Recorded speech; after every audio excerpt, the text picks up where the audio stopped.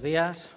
Es un placer para mí estar un año más aquí participando de la organización de este congreso y además he de decir que también es un placer en esta ocasión pues tener la oportunidad de dar una ponencia en el mismo, dado que por los últimos 3 años mi papel ha sido el de moderador. Por lo tanto, estoy muy contento de poder exponer en este momento. Felicitaciones a los organizadores, por supuesto, de este gran evento que por 8ª edición se celebra.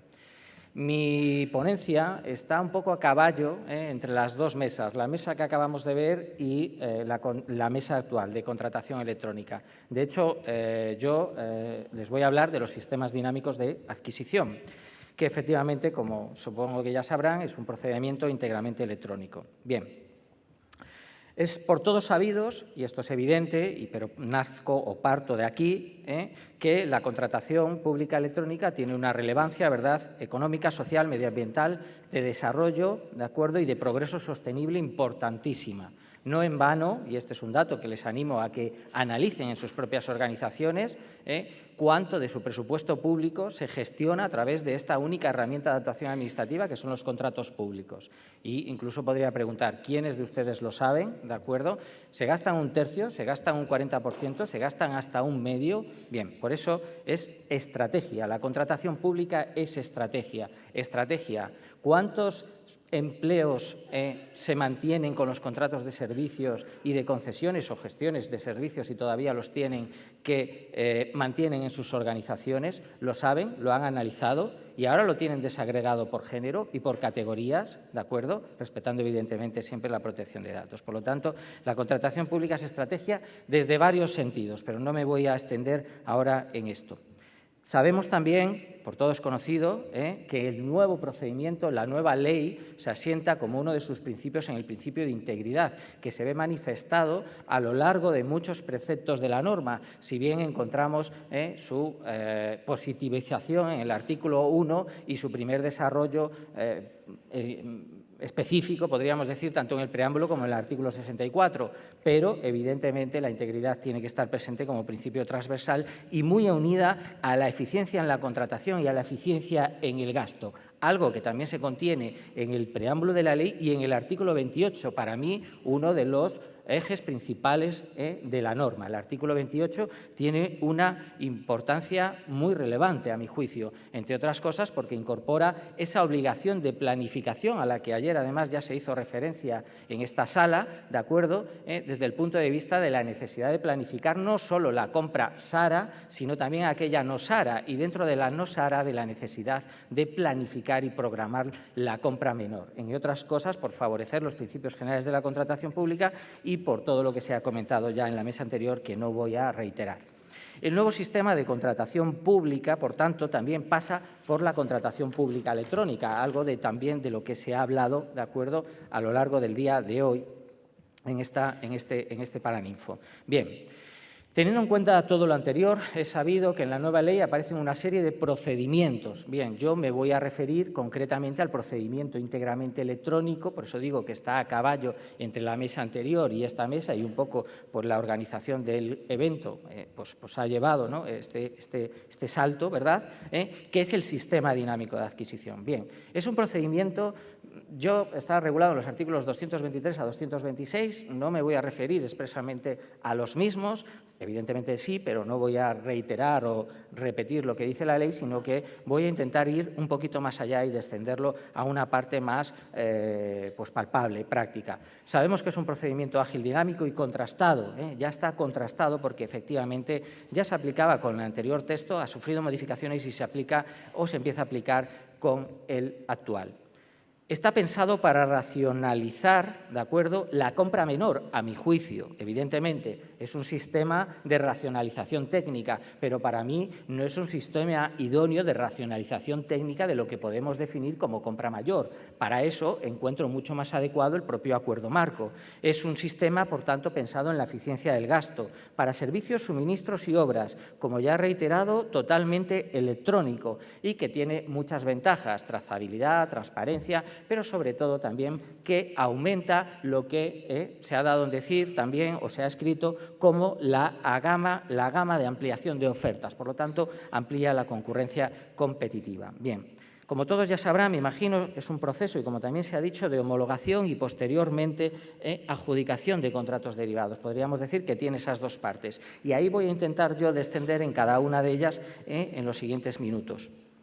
Bien. Se basa en una categorización de la compra, vamos a decir de la compra menor fundamentalmente, a mi juicio, insisto. Incluso la ley nos da dos posibilidades. Una de ellas es la zona geográfica específica donde vaya a realizarse, por lo tanto podemos crear una categoría versus lote, si yo hablo de lotes probablemente todo el mundo me entenderá, un acuerdo marco, pues si pensamos en categorías es exactamente, podríamos decir, la misma definición, el mismo concepto. Y otra posibilidad es el volumen máximo admisible de contratos. ¿Y esto qué es? Bueno, pues esto ha habido que hacer, ¿no?, una especie de indagación interpretativa. A mi juicio y en mi criterio yo lo interpreto como el cajón desastre. Es decir, no podemos a lo mejor llegar a categorizar absolutamente toda nuestra compra menor. Habrá una serie de necesidades que no sepan o no sepamos contenerlas en una categoría determinada y nos permitirá utilizar esta especie de volumen máximo admisible de contratos o cajón desastre. Tiene como ventajas la solo necesidad de establecer un valor estimado inicial, por lo tanto no se necesita un presupuesto base de licitación.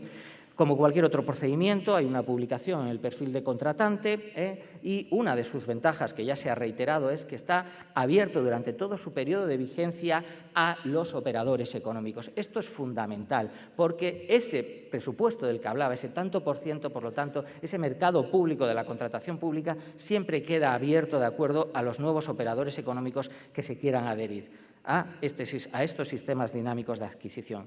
Más ventajas que tiene. Los criterios de adjudicación, de acuerdo, no son necesariamente determinados en el pliego de cláusulas administrativas de manera definitiva, sino que, si bien hay que fijarlos, pueden ser desarrollados posteriormente, de acuerdo. No tengo tiempo para expandirme en ello, además veo que se me acaba ya el tiempo y mis compañeros, evidentemente, no quiero robarles ni un minuto, ese es mi compromiso, de acuerdo, concretables posteriormente.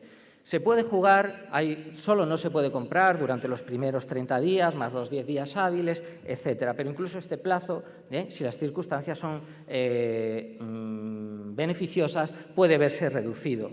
¿De acuerdo? Lo importante, los dos procesos.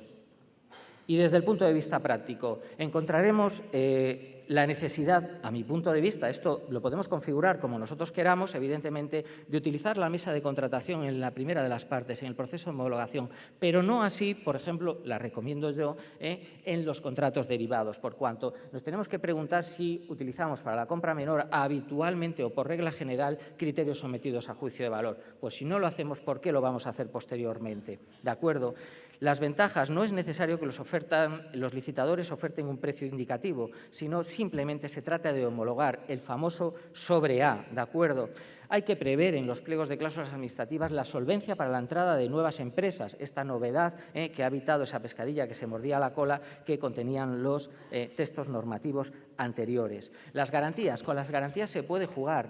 La ley permite hasta la recapitalización de la garantía, pero es que si estamos en un suministro también podemos aplicar el artículo 101.2 que nos permite, ¿de acuerdo?, no pedir garantías definitivas, ¿de acuerdo?, en aquellos suministros que hayan de ser entregables y recepcionados antes del pago del precio. Por lo tanto, podemos eximirlo. Pero es que es más, como lo configuramos nosotros, en el pliego de cláusulas administrativas la garantía se puede pedir para la totalidad del CSDA en el momento de la homologación o para cada uno de los contratos derivados. Y aquí volvemos a la racionalización y a la dinamización. ¿Pedimos acaso garantías definitivas en el caso de los contratos menores? Y alguien me dirá, pues yo en las obras sí. Bueno, pues yo le puedo decir, pues mire usted, ahora los supersimplificados no contemplan la garantía definitiva, es que no la permiten y por analogía podríamos decir que ya no tiene sentido. No está prohibido por la norma, pero no tiene sentido que lo pidamos, ¿de acuerdo?, en los contratos menores. En definitiva, queremos dinamizar, estamos racionalizando la compra menor, podemos incluso prescindir de la garantía mediante o incluso podemos pedir una garantía mediante retención del precio en cada uno de los contratos derivados. Preveamos las prórrogas de los SDA y de los contratos derivados. Preveamos que los contratos derivados puedan tener una vigencia superior, el último que contratemos, a la vigencia del SDA, para que en ese periodo de tiempo nos dé, en su caso, y teniendo la necesidad, tiempo de volver a contratar de acuerdo ese SDA. Respecto al presupuesto de esa licitación, y aunque no tiene mucho que ver, yo soy de la opinión que esa prórroga forzosa debe de ser contemplada en los pliegos, no solo en la ley. Y si es así, soy de la opinión que es una forma opción de eventual del contrato y que, por tanto, debe de ser contemplada en el presupuesto, perdón, en el valor estimado. Respecto de los contratos derivados, y consumo los últimos 5 minutos que veo que me quedan, digo, ya estamos en esa segunda fase, ya hemos hecho el pliego, ya estamos contratando derivadamente. Importantísimo, no hay límites cuantitativos a la contratación. Pensemos que los pliegos de cláusulas administrativas de los sistemas dinámicos nos permiten configurar el mismo, ¿de acuerdo? Bajo una base que es, evidentemente, la del procedimiento restringido, diferencia con la contratación anterior o con la regulación anterior que pedía el abierto, y también diferencia con la contratación anterior que no se pide precio. Insisto, no es necesario pedir precio en esa fase de la homologación. Estamos homologando, ¿de acuerdo? Nada más. Luego ya evaluaremos o ya habrá esa concurrencia competitiva. Primero estamos evaluando honorabilidad, etcétera, etcétera. Contratos derivados. No hay límites cuantitativos. Yo recomiendo ponerlos. Por lo tanto, no hay tampoco fraccionamiento del objeto del contrato.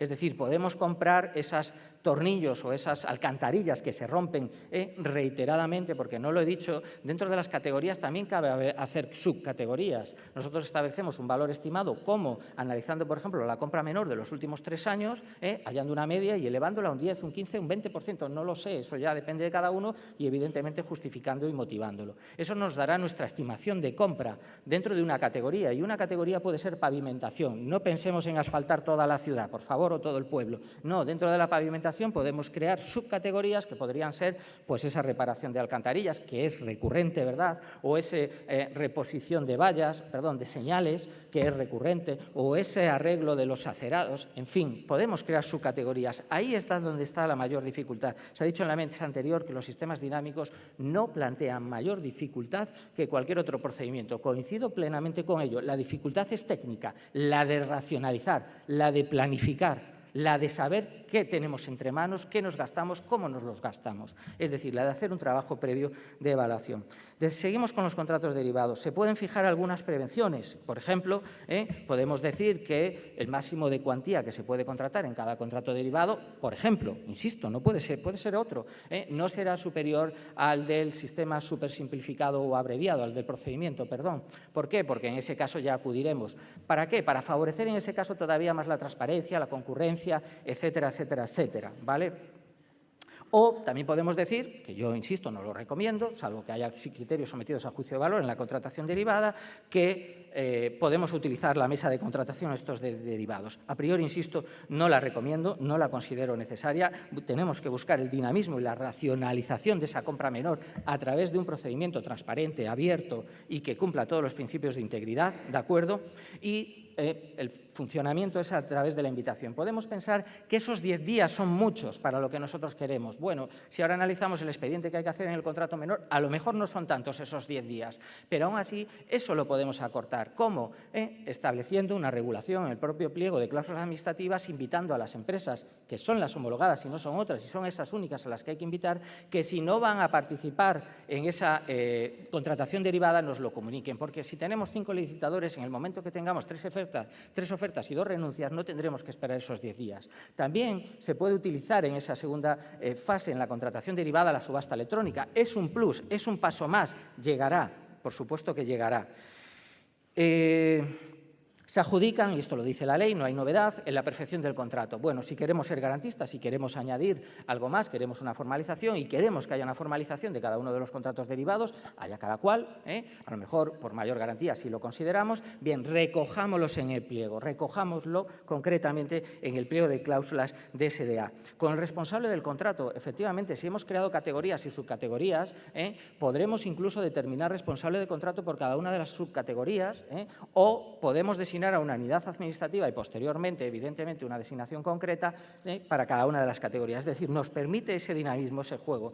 Insisto, también contemplemos la prórroga de los contratos derivados y esa posibilidad de prórroga forzosa de estos contratos derivados. Y, ¿por qué no?, valoremos también los supuestos de sucesión y cesión que también pueden darse. Por último, conclusión final. En mi opinión, y así lo creo y así vengo trabajando desde que ha aparecido la nueva Ley de Contratos del Sector Público y además de la aparición de los procedimientos simplificados y supersimplificados, ha aparecido como novedad la modificación y dinamización de este procedimiento que ya venía regulado en las anteriores directivas. Estamos ante uno de los procedimientos estrellas de la nueva ley que permite planificar y racionalizar la compra menor como ningún otro. Nada más. Muchísimas gracias. Bueno, voy a comenzar con mi intervención, que se va a centrar en el tema, como se ha adelantado ya, de la interoperabilidad. En primer lugar, sí que quiero dedicar 30 segundos a agradecer a la organización y también a los directores de este congreso, a José Antonio Moreno Molina, a Jaime Pinto Santiago y a Isabel Gallego Córcoles, su amable invitación para poder estar aquí. Más que nada por ver amigos y por poder coincidir, porque hay que reconocer que el tema de la interoperabilidad es un tema duro, arduo, que a la gente le horroriza, y casi agradecido que cuando el anterior ponente ha terminado no se hayan levantado ustedes rápidamente para salir de la sala, ¿no?, al tener que abordar este tema. Me ha pasado en alguna ocasión, hablando de estas cuestiones, y ya llevo tiempo, en 2007, después de una ponencia sobre el régimen jurídico de la interoperabilidad, el moderador dijo: qué bien lo ha hecho este informático. Me quedé bloqueado porque dije, bueno, pues tengo otra titulación que yo desconocía, ¿no? Pensaba que solo era doctor en Derecho. Bueno, adelantadas estas cuestiones, sí, vamos a centrarnos en una presentación muy sencilla. Yo creo que lo primero que hay que hacer es entender la importancia que tiene la interoperabilidad, no solo para la contratación pública electrónica, sino para la administración electrónica y, en extensión, también para el propio procedimiento administrativo y para el propio procedimiento de contratación. Esa es la realidad. Esta foto simboliza un tren antiguo porque cuando yo estaba haciendo la tesis doctoral, que trabajé el tema de la interoperabilidad, estuve en una estancia en el Instituto Universitario Europeo de Florencia, y allí coincidí con una documentalista que tenía asignada y que buscaba legislación de la Unión Europea. Era su misión, a 7 u 8 investigadores que estábamos allí. Y esta documentalista, que es la más eficiente que yo me he encontrado en mi vida, llego un día y le digo si puede retroceder en el tiempo a ver cuál es la primera norma en la que aparece la palabra interoperabilidad. Entonces, esta señora a la semana aparece con un montón de hojas fotocopiadas y resulta que la primera norma que hablaba de la interoperabilidad, si no recuerdo mal, era de 1919. ¿Y qué quería decir cuando hablaba de interoperabilidad esta norma? Pues era la estandarización de los anchos de raíl, de vía, para conectar las cuencas mineras de Alemania y de Francia. Saben ustedes el origen del Tratado del Carbón y del Acero de la Unión Europea, la génesis. Pues la interoperabilidad, fíjense si es tan importante y tan estructural que incluso está hasta en la génesis de la propia Unión Europea, y la Unión Europea además lo tiene en su propio ADN. Por tanto, ¿qué significa este concepto en general, que pongo ahí que todavía está en construcción? Significa estandarizar para conectar. Eso es lo que quiere decir interoperabilidad. Si pasamos a la siguiente diapositiva, esa estandarización para conectar se puede hacer en distintos ámbitos, lo vamos a ver, ¿no? Pero ¿qué valor tiene realmente el concepto de interoperabilidad? Pues para mí, en el momento actual, tiene el valor que tiene pues ese puente que estamos viendo sobre el que va el tren, ¿no? Tiene un valor estructural del sistema. Sin interoperabilidad no hay administración electrónica, por ende no hay procedimiento administrativo en estos momentos, Sin interoperabilidad no hay contratación pública electrónica, por ende no hay contratación válida conforme a las directivas comunitarias. Y esto, los maestros de la mayoría de administrativistas, Eduardo García Enterría, Tomás Ramón Fernández, ya dijeron hace mucho tiempo que los principios jurídicos eran aquellos valores estructurales que servían como pilares del sistema. Pues yo en estos momentos no conozco nada más estructural, ningún pilar más importante que la propia interoperabilidad para el buen funcionamiento del sistema. Si podemos pasar a la siguiente diapositiva, aquí vemos las distintas vertientes que tiene la interoperabilidad y que sí que se aprecian en la normativa de contratos, en la normativa comunitaria, aunque no se aprecian también en la Ley 9/2017, por desgracia, como luego comentaré brevemente. Las perspectivas de la interoperabilidad realmente son 4. Aquí en esta pirámide hay 3, la semántica, la organizativa y la técnica. Y al final, ¿de qué estamos hablando? Cuando hablamos de interoperabilidad organizativa, estamos hablando de hacer equivalentes determinados órganos para que se puedan entender entre sí. Esa es la interoperabilidad organizativa. ¿Y esto cómo se hace? Estandarizando esos órganos. Pues evidentemente, si en un ayuntamiento el que da fe jurídica es el secretario general y ese ayuntamiento se tiene que relacionar jurídicamente y acordar una serie de cuestiones jurídicamente con una consejería, pues tendrá que hablar con el órgano que sea equivalente al secretario general de ese ayuntamiento. Igual sucede con la intervención. Por tanto, hay una codificación, clasificación, homogeneización de la organización. Y esto saben ustedes que se está aplicando directamente, por ejemplo, en materia de interconexión de registros electrónicos en nuestro país, ¿no? Es establecer una tabla de equivalencias que nos permita estar conectados. La interoperabilidad semántica, les voy a poner directamente el ejemplo. El vocabulario común de contratos públicos es un ejemplo de interoperabilidad semántica. Y el vocabulario común de contratos públicos, en sus inicios, saben ustedes que generó mucha controversia, que si era un lío, que esto se aplicaba, que era complicado, hubo sanciones a distintos Estados miembros de la Unión Europea, pero hoy nadie duda de la importancia que tiene y va a tener mucha más importancia en el futuro para el establecimiento de las traducciones automáticas a todos los idiomas de la Unión Europea de la documentación contractual. Y es que esa es la línea que tenemos que seguir. Es decir, todo lo que pueda hacer una máquina de manera automatizada no lo tenemos que hacer los humanos. Y esa es la ventaja que nos permite, por ejemplo, un sistema de interoperabilidad semántica como el vocabulario común de contratos públicos. Y la interoperabilidad técnica es pactar técnicamente unos estándares para que la plataforma de contratación de un ayuntamiento se pueda entender con los sistemas de las empresas y a su vez se pueda entender también con los sistemas de la Administración General del Estado o de la comunidad autónoma.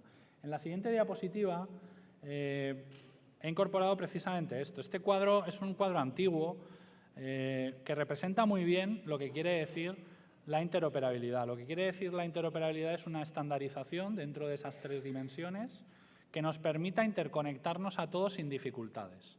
Claro, ¿dónde ha estado el problema de la interoperabilidad? El problema de la interoperabilidad ha estado en que en el momento en que, por ejemplo, las propias administraciones no han sido conscientes de su importancia y, por ejemplo, han lanzado pliegos para licitar productos informáticos, pues saltándose a la torera 2 reales decretos como el 3 y el 4 del 2010 o ignorando las previsiones que decía la Ley 11/2007 en su momento, casi nada, una nulidad como la copa de un pino, si se me permite la expresión.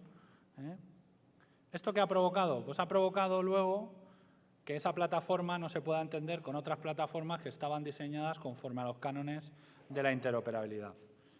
Y a pesar de lo que nos podamos creer, en España no hemos inventado la pólvora con la interoperabilidad. Ni el Real Decreto 3 y 4, los Reales Decretos 3 y 4, Esquema Nacional de Interoperabilidad y Esquema Nacional de Seguridad, son una invención española. Es la adaptación a la normativa básica de interoperabilidad que nos viene del Marco Europeo de Seguridad y del Marco Europeo de Interoperabilidad. Por tanto, es una adaptación de lo que tenemos en Europa. ¿Para qué? Pues para que el día de mañana un licitador de Stuttgart, Alemania, se pueda presentar en un procedimiento de licitación en Cuenca sin tener que enviar ni un solo documento. Porque eso es lo que pretende la Unión Europea con estas directivas, más o menos lo que simboliza este cuadro. A pesar de todo esto que estamos hablando, en la siguiente diapositiva, pues he puesto este hombre pensante con el interrogante, para hablar de la interoperabilidad en la Ley 9/2017, porque yo no sé si ustedes, supongo que todos ustedes habrán podido leer la Directiva 24/2014. Yo cuando la primera vez que leí la directiva, en fase de proyecto, dije, esto es fenomenal, porque llevaba 5 años atascado con una monografía sobre contratación pública electrónica y dije, este es el momento, tengo que terminarla ya con la Directiva 24 y con la Directiva de Facturación también, la 55, porque a mí me parecía que era una directiva de contratación pública electrónica e interoperabilidad. Y es que, sinceramente, yo veo la directiva y lo que veo son cuestiones fundamentalmente de interoperabilidad y de contratación pública electrónica, salvo que yo esté muy equivocado. Y tiene muchos menos artículos que lo que tiene nuestra ley de contratos.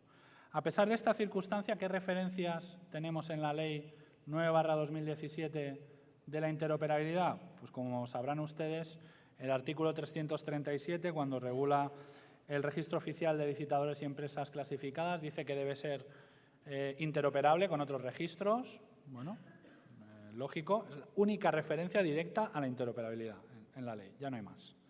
Luego podemos desprender algunas cuestiones de interoperabilidad cuando se habla del Documento Europeo Único de Contratación, aunque la transposición del Documento Europeo Único de Contratación pues es lo que es.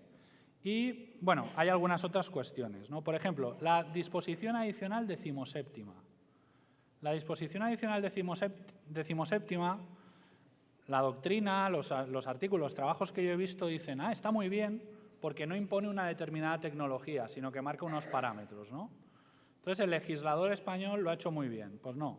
Lo único que ha hecho es copiar el anexo 4 de la Directiva 24/2014. Porque, como estamos comentando aquí, la interoperabilidad nos viene derivada de la normativa comunitaria y lo único que se ha hecho es poner en esa disposición adicional ese anexo 4 de la directiva. Más preocupante es la disposición final sexta. La disposición final sexta de la Ley 9/2017 abre la puerta a la estandarización obligatoria, o mejor dicho, una mal entendida estandarización obligatoria. Es decir, la imposición de una determinada tecnología. Esto de que nos digan, mire, para actuar, para presentar una oferta en nuestra plataforma de contratación, por ejemplo, la del Estado, pues tenemos esta orden ministerial que dice que ustedes solo pueden utilizar esta tecnología. Y se acabó. Bueno, pues eso no es interoperabilidad, eso es imposición. Y la interoperabilidad se basa en la estandarización para que cualquier compañía se pueda entender con sus productos informáticos con las administraciones. Y además es que vivimos en un mundo interoperable. Miren, las medidas de este parquet son interoperables. Por si se rompe la lama, pues poner otra igual. Esas luces que vemos ahí y sus bombillas son interoperables. Porque todo lo que está certificado por las entidades de certificación como AENOR son parámetros de interoperabilidad. Porque en el fondo son eso, la normativa técnica es lo que marca. De manera que esa disposición final sexta a mí la verdad que me preocupa y quiero decir además que no entra dentro del concepto entendido de interoperabilidad porque tenemos doctrina constitucional en esta materia. O sea, en 2007 me dijeron que sí era informático, pero ahora ya hay doctrina constitucional. La sentencia 55/2018 del Tribunal Constitucional es una sentencia interpretativa de la interoperabilidad. Y el Tribunal Constitucional dice que interoperabilidad no es imposición de una determinada tecnología.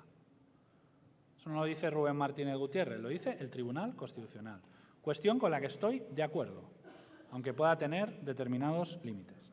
Si pasamos a la siguiente diapositiva, aquí vemos el Documento Europeo Único de Contratación como ejemplo de la interoperabilidad. No voy a entrar demasiado porque ya se ha hablado de él en las intervenciones de los profesores Moreno Molina y Gallego Córcoles, y de la profesora Gallego Córcoles, pero el Documento Europeo Único de Contratación, si su idea era la simplificación, pues, a ver, yo tampoco todavía no soy honoris causa, pero no me hace falta serlo para saber que esto no ha funcionado.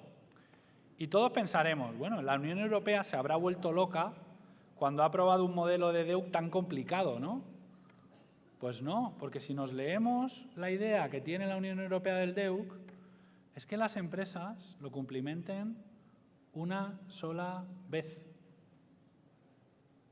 Una sola vez, no una sola vez, no una vez en cada licitación, ¿eh? Una sola vez. Luego, entonces, presentan ese documento y ya los sistemas se interconectan, como hemos visto antes, y ya no hace falta pues, utilizar esos certificados a 6 meses vista, ¿verdad?, que nos dice que están al corriente de las obligaciones de pago con las administraciones o que no tienen prohibiciones de contratar, ¿verdad? Y cuando vamos a firmar el contrato, el día que vamos a firmar el contrato, sí que hay una causa de prohibición para contratar. El pobre secretario interventor, la mesa de contratación, no se enteran de esa circunstancia, firman el contrato y luego, afortunadamente, los tribunales administrativos de contratos actuales han acelerado el proceso de declaraciones de nulidad. Pero si nos íbamos al sistema anterior, pues a lo mejor pasaban 4 años, se había terminado el contrato y la empresa había terminado de prestar el servicio y aquí no pasaba nada. Por tanto, hemos entendido mal el Documento Europeo Único de Contratación. Yo siento decirlo, el legislador lo ha entendido mal, tan mal que no lo ha regulado. Fíjense, si la Directiva de Contratación Pública tiene pocos artículos, ya hay 2, el que ha comentado la profesora Isabel Gallego, de los catálogos electrónicos, que no está regulado, el 36, el 59 tampoco aparece por ninguna parte, el 61 del E-Certis tampoco aparece por ninguna parte, y yo digo, ¿qué transposición hemos hecho en España de la directiva comunitaria? Al menos en materia de interoperabilidad, y la respuesta es, y me sabe mal decirlo, ninguna.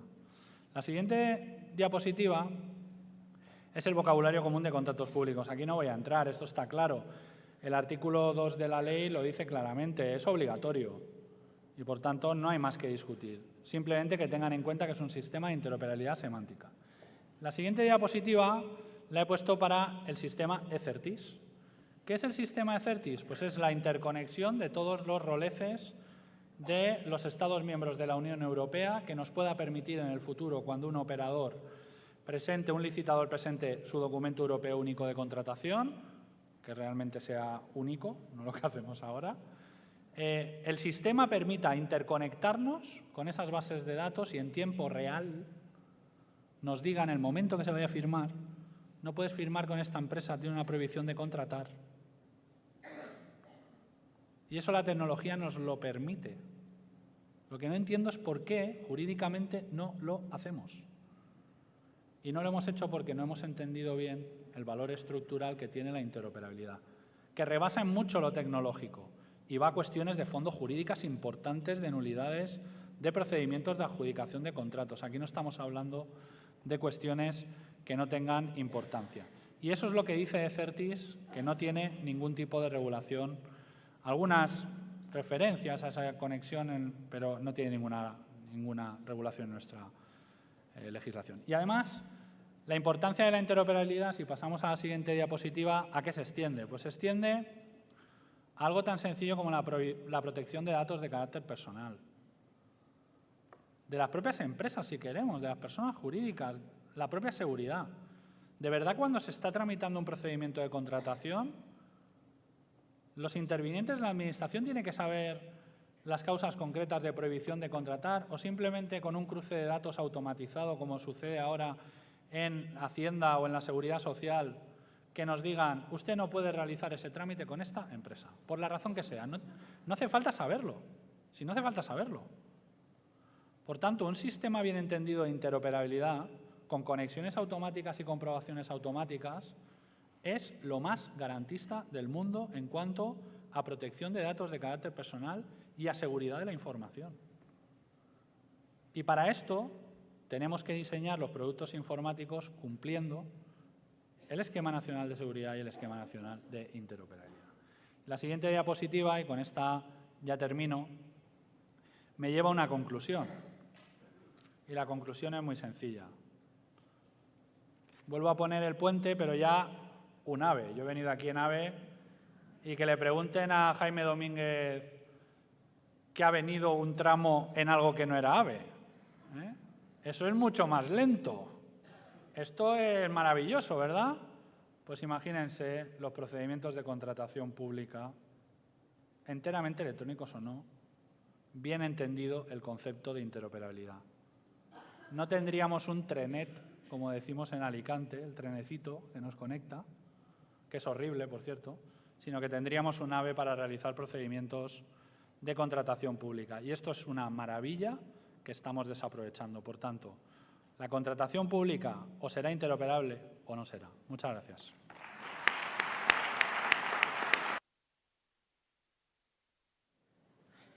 Bueno, muchas gracias. A ver si está proyectando. Ahora. Bueno, yo doy las gracias nuevamente por estar aquí con vosotros. Voy a intentar que se me escuche sin yo escucharme. A mí me parece interesantísimo la ponencia tanto de Jaime como de Rubén. Si me habéis visto, estoy todo el rato diciendo sí, o sea, es completamente de acuerdo. Y bueno, yo vengo a hablaros de contratación electrónica y como veía un poco el título de nuestro congreso, ¿no? Y como la línea conductora es la ley de contratos un año después. Y por eso os traigo en primer lugar esta foto. Ahí estamos Jaime, está Isaac, está Guillermo, y hace un año estábamos hablando de contratación electrónica. Y no recuerdo si fue en abril o justo no, fue en marzo, pero hablábamos que con la nueva ley nos planteábamos varias preguntas y en la mesa decíamos, bueno, ¿y la contratación pública electrónica es verdaderamente obligatoria? ¿Y qué alcance, ¿no? O sea, desde el principio hasta el final, y las notificaciones, las comunicaciones, y la firma del contrato, y cuándo entra en vigor. Y todavía estábamos diciendo, bueno, esto era cuando entró en vigor la Ley 39/2015, es el 9 de marzo, tenemos que esperar a octubre. ¿Cómo vamos a funcionar, ¿no? Y debatíamos, acordáis que estábamos discutiendo, y al final decíamos, entre las conclusiones que sacábamos, decíamos que, bueno, todos apostábamos que era obligatoria desde luego y sin ningún género de dudas desde el 9 de marzo de 2018. Decíamos que solo cabían una serie de excepciones que son las contenidas en la disposición adicional 15ª de la Ley de Contratos y nos planteábamos al final y les lanzábamos allí una pregunta a los tribunales, ¿no? A los presidentes de tribunales de recursos contractuales que estaban en la sala y decíamos, vale, y en aquellos casos en los que se incumpla, ¿esto es un vicio de anulabilidad? ¿Es un vicio de nulidad? ¿Cómo lo vamos a tratar, no? Pues bueno, pues aquí estamos, ha pasado un año. Y entonces ahora nos toca analizar que estamos en 2019, que ha pasado un año desde la entrada en vigor de la Ley de Contratos y ¿qué ha pasado? Pues por eso estaba también afirmando cuando hablábamos de la interoperabilidad. Tenemos múltiples plataformas. Pues yo además en un año no solo ha entrado en vigor y verdaderamente se tiene que haber puesto en marcha la contratación pública electrónica con una tasa de éxito, nos decía el otro día José Manuel Martínez, del 13% de licitaciones en la plataforma de contratación del sector público, solo el 13% se tramita electrónicamente. Pero claro, yo el año pasado lo veía desde el sector público, porque yo el año pasado estaba en el sector público, este año lo veo desde el otro lado. Y el año pasado, cuando mis mayores problemas eran qué voy a hacer, cómo voy a implantar la contratación electrónica, incluso yo el año anterior, cuando salió la ley, con todas las versiones que me tuve que estudiar de la ley, desde junio, di un curso en abril, después en junio, después me tuve que estudiar en noviembre y planteé qué íbamos a hacer con la contratación electrónica, cuáles eran nuestras alternativas, si nos íbamos a Place, entonces todavía era Place, o si nos íbamos a ir a unas plataformas privadas. Y ahora que lo veo desde el otro lado, porque ahora estoy en el sector privado, tengo un problema práctico, ¿no? Y son las múltiples plataformas. Tengo el sobre digital en Cataluña, Place para la Administración General del Estado, tengo en Madrid una plataforma Licita Madrid, creo que se llama.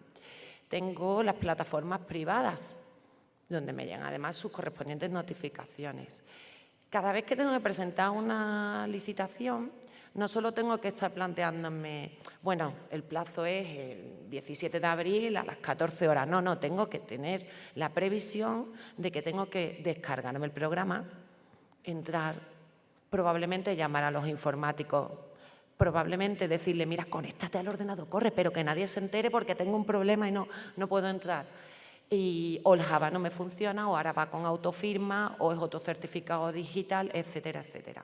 Entonces, esto es un problema de práctico bastante importante. Además, hay una implantación muy diversa y muy desigual. Territorialmente hay territorios donde hay contratación electrónica, otros territorios donde no. Incluso hay territorios donde algunos órganos utilizan la contratación electrónica, otros no la utilizan. Y en el caso nuestro, en el sector farmacéutico, hay procedimientos en los que dices, sí, es un procedimiento electrónico, claro, hasta que tienes que mandar muestras.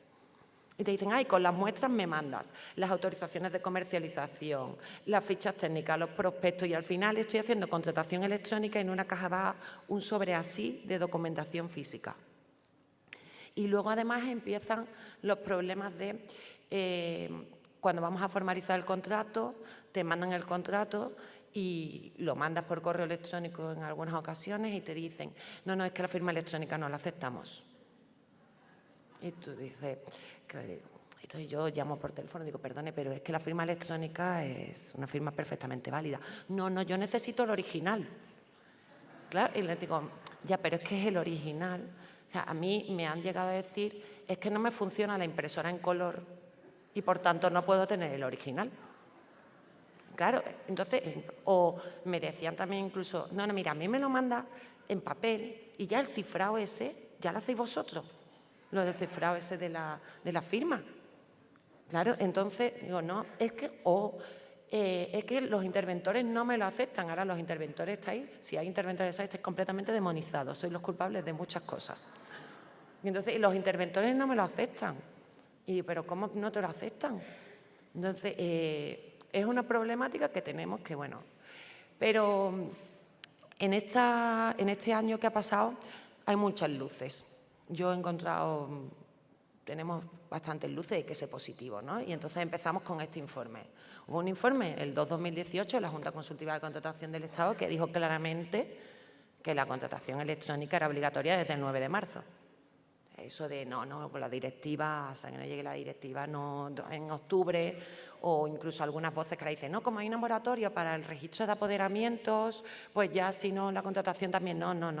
La contratación electrónica es obligatoria desde marzo. Pero claro, aquí nuevamente tenemos el problema, de que yo tengo, hablando del registro de apoderamientos, que cuando llega el momento en el que, el DEUC, yo presento el DEUC, que ahora que ya me ha avisado la plataforma del servicio de cumplimentación del DEUC, que dentro de poco va a dejar de estar disponible y me he echado las manos a la cabeza, que digo, ¿y ahora dónde voy? Y ahora pero me dicen, dame la documentación acreditativa y tengo que seguir mandándole la copia simple de la escritura de constitución más las escrituras de apoderamiento. Y digo, ya, pero es que yo quiero una compulsa digital. Digo, yo hago una compulsa digital del documento, digo, y se la mando por un registro electrónico, ¿no? Digo, y no tengo que estar gastándome dinero en el notario. O cuando digo, voy a utilizar el ROLECE, claro, pero es que modifiqué los datos de ROLECE el año pasado en mayo, todavía no me lo han inscrito y ya me han cambiado los datos otra vez, que tengo que cambiar otra vez los apoderados. No me ha dado tiempo. Claro. Entonces digo, la contratación pública electrónica es obligatoria, pero se nos han quedado determinados matices que no puede ir sola. Pero desde luego es obligatoria y está habiendo ya resoluciones. Y resoluciones que yo creo que son bastante claras, o sea, yo las veo muy claras. Aquí os traigo una, la 632/2018, que impugna unos pliegos por permitir la presentación en papel de la documentación y que no se había justificado, conforme a la disposición adicional 15ª, cuál era la excepción para acudir a una contratación por medios en papel. ¿Y qué pasó? Pues que el tribunal dice que hay, que dice, además fijaros, dice, indubitada aplicación de la disposición adicional 15ª frente al artículo 14, incluso para las personas físicas, porque se planteaba el hecho de que no, como el artículo 14 te dice que de la ley de procedimiento, que la obligación es para las personas jurídicas, incluso para las personas físicas, a lo mejor podríamos pensar que no, es de aplicación la contratación pública electrónica, te dice el tribunal, no, perdone. La disposición adicional 15ª obliga a que solo en esos casos, solo en esas excepciones, podremos excepcionar el procedimiento electrónico en la contratación y alcanza a todo tipo de personas que participen en un proceso de contratación. Y esto lo deja clarísimo el tribunal. Aquí os traigo otro ejemplo, Castilla y León. El otro día hablaba con Javier Piri y decía, Dios, cuando leí la resolución vuestra me encantó. Me encanta, porque es que igual un recurso contra unos pliegos por no prever la contratación electrónica. Y lo que alega el órgano de contratación es que no tenemos equipos ofimáticos, no hemos tenido tiempo de adaptación, solo 6 meses. Solo hemos tenido 6 meses.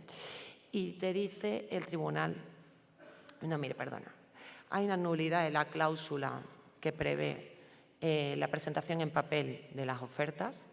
La fecha de transposición de la directiva eran 30 meses, por lo tanto sí ha tenido tiempo de implantar la contratación electrónica. Como yo os decía, digo, yo me estudié la ley en la versión, en el anteproyecto, me la estudié, o sea, en abril estuve dando un curso que me la tuve que estudiar, en junio me la volví a estudiar, en noviembre me la volví a estudiar y la contratación electrónica seguía estando allí. Entonces, lo sabíamos. No existe moratoria en la Ley de Contratos del Sector Público, por lo tanto, no podemos obviar la aplicación de la contratación electrónica y no está justificado que haya ausencia de equipos especializados. En este caso no se había justificado. Por lo tanto, dice el tribunal que no, que aquí no cabe apreciar que procedía la presentación en papel de las ofertas. Más luces, otra resolución aquí, la 869/2018. Lo mismo dice que es que no hay un informe específico en el que te esté explicando cuál de las excepciones de la disposición adicional 15ª utiliza el órgano de contratación para acudir a una contratación, digamos, a un procedimiento, digamos, ordinario, en papel. Pero es que más todavía. Incluso aquí, un procedimiento en el que el órgano de contratación admite la oferta en papel de un licitador que resulta ser adjudicatario. Y claro, otro licitador va a ver el expediente e interpone un recurso especial. Y efectivamente le dicen que es que no cabe. Porque además el pliego había sido muy claro y había dicho que era obligatoria la presentación electrónica de las ofertas. Pero frente a estas luces hay algunas sombras, ¿no? Aunque yo matizo estas sombras, porque el otro día veía esta resolución, la 931/2018, donde admitió, en este caso sí admitió esta excepción a la contratación electrónica conforme a la disposición adicional que venimos hablando. Pero ¿qué dice? Cuando yo me la leía, claro, en principio demonizan, ¿no? Y ves aquí la foto esta de las sombras chinescas y dicen los monstruos que aparecen. Pero cuando me leía el argumento decía, digo, y lo comentaba con Pilar ayer, un pequeño ayuntamiento de 7.000 habitantes donde dice que la competencia para el establecimiento de todos los sistemas informáticos para permitir la contratación electrónica no le correspondía y que era del Gobierno de Murcia. Claro, yo aquí decía, digo, yo si hubiese estado trabajando en el ayuntamiento y veo que tengo que sacar un procedimiento de contratación y que en este caso, como es aquí el caso, no tengo los medios y no me han habilitado los medios, yo hubiese mandado escrito al órgano competente y le hubiese dicho, oiga, mire, ante la entrada en vigor de la Ley de Contratos me veo en esta problemática que cómo voy a licitar mis contratos mediante la contratación pública electrónica si no tengo los medios, cuando no me compete a mí instrumentar los medios. Y cuanto menos le hubiese puesto en un apuro al decirle, mire, si usted no me va a dar los medios, dígame usted cómo procedo yo o habilíteme para que busquemos una fórmula para que yo pueda proceder a buscar estas fórmulas, ¿no? Y aquí, ¿por qué? Porque en este caso el tribunal sí le dio la razón al ayuntamiento y le dijo que estaba justificado en el expediente que no se acudiese a la contratación electrónica. Y hay otro caso muy reciente que se comentaba en la comunidad de prácticas de la contratación pública, que a ver si lo pongo en pie.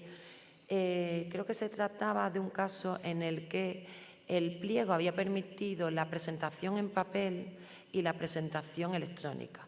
Y posteriormente en la adjudicación se recurre contra la oferta que resultaba adjudicataria porque había presentado en papel. Y el tribunal dice que como el pliego permitía la presentación tanto en papel como electrónica, no cabe considerar que ha habido una infracción de la norma. Y claro, y aquí decía, digo, claro, es que el problema es que el pliego debería haber sido recurrido, o cuanto menos plantearnos si cabía apreciar una posible nulidad del pliego por no haber previsto como obligatoria la contratación electrónica. Entonces, en todo caso, yo lo que sí estoy contenta de estar aquí hoy, después, un año después, y además justo aquí que coincido con dos de los ponentes que estaban conmigo, con Guillermo y con Jaime, es que No, o sea, teníamos razón. Era obligatoria. Si al final teníamos razón, desde el 9 de marzo. Y aquí tenemos la prueba, ¿no? Pero, claro, a la hora de presentarlo, ya os digo yo, desde el otro lado, ¿no? Desde el punto de vista práctico, que tengo la problemática ahora de la interoperabilidad, que al final, el año pasado con compañeros, con Hacen Moro, hablábamos y decíamos, digo, al final los interoperables somos los empleados públicos, que es, entra en la plataforma, sube la licitación, ahora entra en el perfil de contratante, ahora entra en el otro perfil de contratante, ahora las obligaciones de información, ahora el reporte, ahora la gobernanza, ahora... Y entonces, como, bueno, voy a hacer como Minority Report, ¿no? Así, voy moviéndome de aquí, ¿no? Pues bueno, del otro lado está igual, o sea, es lo mismo. Pero hay una cosa que a mí me trae de cabeza y por eso os pongo esto, ¿no? Y digo, yo me planteaba, digo, vale, ¿es incompatible la contratación electrónica con la apertura de ofertas en acto público? Y el 157.4 de la ley te dice que la apertura de las ofertas se realizarán en acto público salvo que se habiliten medios electrónicos. Vale, pero vamos a ver. Habilitamos medios electrónicos. Pero habilitamos medios electrónicos no es solo que procedamos en una mesa de contratación a introducir nuestras claves, abrimos las ofertas y garantizamos, sino también tendremos que dar una transparencia. ¿Por qué los licitadores no pueden a través de una plataforma o en su casa ver que a las 9 de la mañana del día 17 de enero está la mesa de contratación y va saliendo, se desencripta, entra el presidente, entra el secretario, entra el vocal, la mesa está válidamente constituida, se abre la oferta 1, la oferta 1 se compone de tal, se abre la oferta 2, se compone de tal, y estás en tu casa viendo todo esto? El otro día me decía un compañero de Portugal, me decía, no, nosotros a veces cuando participamos en las licitaciones desde casa, abrimos el ordenador y estás conectado y vas viendo las ofertas. Yo decía, qué maravilla, porque en mi caso, mis compañeros de España me dicen, claro, es que no nos enteramos de los precios, pero ni de los míos ni de los otros. Y claro, yo decía, digo, es que esto, ¿por qué no?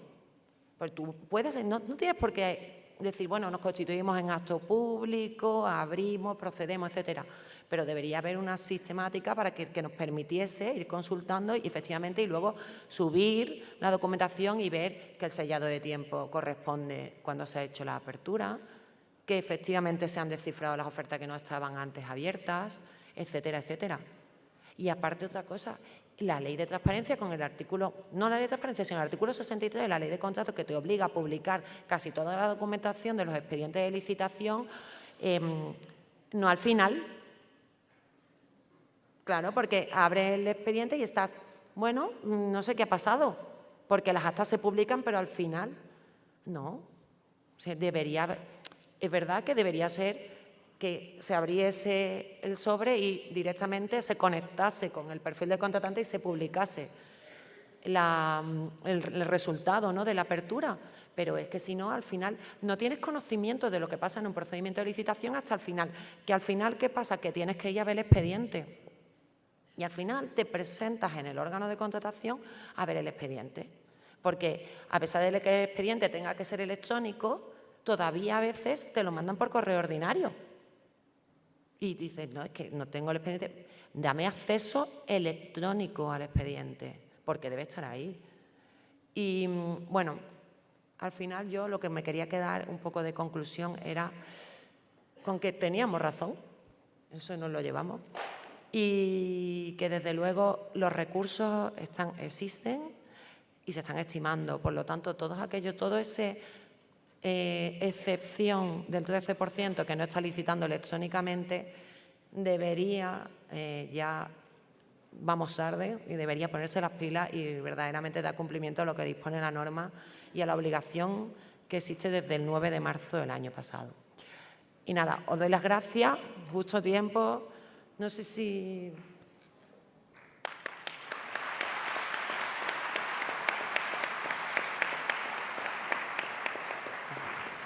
Bueno, comentándolo con la organización, bueno, antes una curiosidad de la firma electrónica. A mí la verdad es que la ponencia de Marta era muy realista.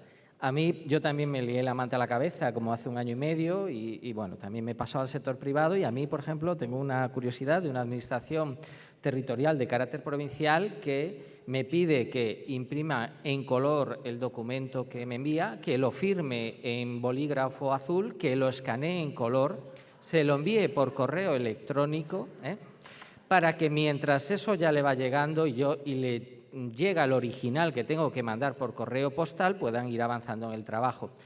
En fin, yo lo que hago es, cuando hago todo eso, también les envío el mismo documento firmado electrónicamente, para ver si así pasa como con el ciudadano persona física, ¿no?, que se le notifica por 2 medios, a ver si se anima, ¿verdad?, a que nos dice la Ley 39. Bueno, comentábamos con la organización, siento esta curiosidad, que cerramos sin preguntar. Estamos ahora en la comida, estamos disponibles para no acumular retrasos en la tarde, para que empiece a la hora prevista y que los ponentes tengan su espacio. Muchas gracias a los ponentes y muchas gracias a ustedes.